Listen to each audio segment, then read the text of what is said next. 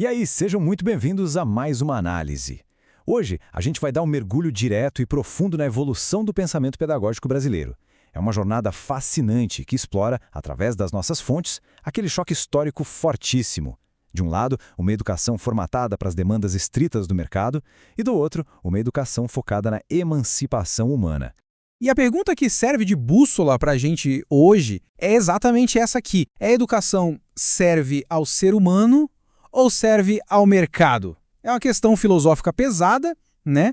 Mas ela é essencial, porque define o que realmente acontece dentro das salas de aula modernas, que, segundo os materiais que analisamos, sofrem uma influência gigantesca de forças estruturais que a gente nem sempre vê. Para estruturar bem essa discussão, a gente dividiu o conteúdo em 6 partes rápidas. Primeiro, a crise da pedagogia atual.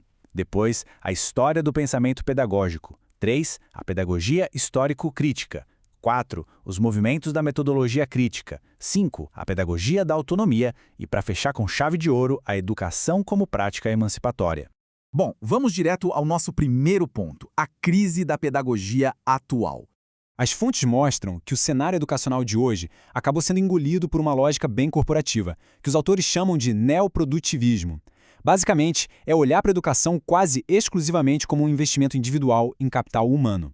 O objetivo? Aumentar a sua empregabilidade e só. Essa estrutura acaba criando o que os pesquisadores batizaram de uma cruel pedagogia da exclusão. Na prática, as pessoas são empurradas a se tornarem empresárias de si mesmas, o tempo todo lutando para se adaptar. E se a pessoa não consegue sobreviver nessa roda viva econômica, o peso desse fracasso é jogado inteiramente nas costas dela.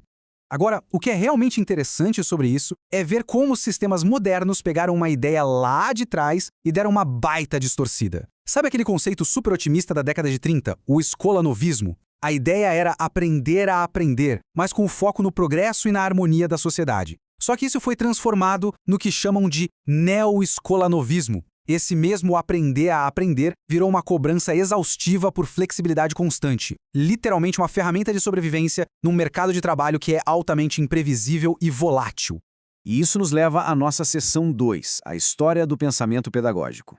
Vamos dar um passo para trás para entender o quadro geral. Olhando para essa linha do tempo, lá nos anos 30, a galera da educação tinha uma fé gigantesca na ciência.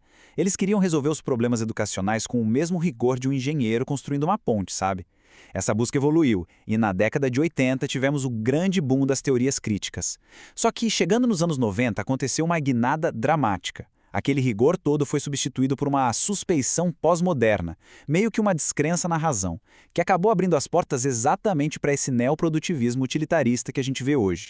O resultado prático de toda essa reviravolta histórica.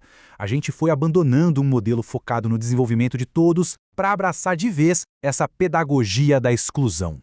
A análise das fontes alerta que essa nossa obsessão moderna em treinar pequenas competências e habilidades soltas para o trabalho acaba arrancando da escola a sua função mais nobre e fundamental, garantir que todo mundo tenha acesso ao conhecimento humano sistematizado. E é para lidar com esse cenário que a gente entra na seção 3, a pedagogia histórica crítica. Diante de uma crise desse tamanho, a pedagogia histórico-crítica, trazida pelo professor Dermival Saviani, aparece nos textos como um verdadeiro antídoto teórico. É uma visão que bate o pé e diz que a história, a sociedade e as relações de poder são fatores determinantes para vencer a desigualdade. Para ficar claro, essa estrutura usa uma metodologia marxista para entender que a educação não é só uma ideia bonitinha flutuando no ar, mas sim um reflexo direto e concreto dos conflitos econômicos da nossa sociedade. E isso ilustra de forma brilhante o clássico embate entre idealismo e praxis. No idealismo, a teoria fica lá em cima, de braços cruzados, só ditando regras para a escola seguir passivamente. Mas o que Saviani e os teóricos críticos exigem é o caminho da praxis. Aqui, teoria e prática andam de mãos dadas, inseparáveis. A ideia é que ficar só na filosofia não resolve. A teoria precisa virar ação humana para conseguir, de fato, transformar a realidade. Avançando para a seção 4, a gente vai ver os movimentos da metodologia crítica na prática. As fontes pegam toda essa teoria densa e quebram num roteiro bem claro para educadores e pesquisadores. Passo 1. Entender a fundo a realidade concreta daquele problema. Passo 2. Contextualizar e fazer uma análise super crítica das teorias hegemônicas, ou seja, do que o senso comum ou o poder dominante está dizendo. E passo 3, sistematizar as categorias e tirar as conclusões. Mas os autores avisam, isso não é um checklist engessado, passo a passo. É uma dinâmica onde essas etapas conversam e se influenciam o tempo todo. E para ter certeza de que essa pesquisa não vai virar só um monte de dados abstratos e desconectados do mundo real, a metodologia aplica algumas categorias. A historicização garante que a gente entenda como aquele conhecimento foi produzido no tempo. A materialidade serve para capturar a essência concreta da coisa, as relações sociais de verdade ali no meio. E claro, exige uma postura radical e rigorosa que é basicamente não engolir qualquer senso comum ou generalização superficial sem questionar metodicamente. Mudando um pouco o foco da estrutura histórica para dentro da sala de aula, vamos para a seção 5, a pedagogia da autonomia.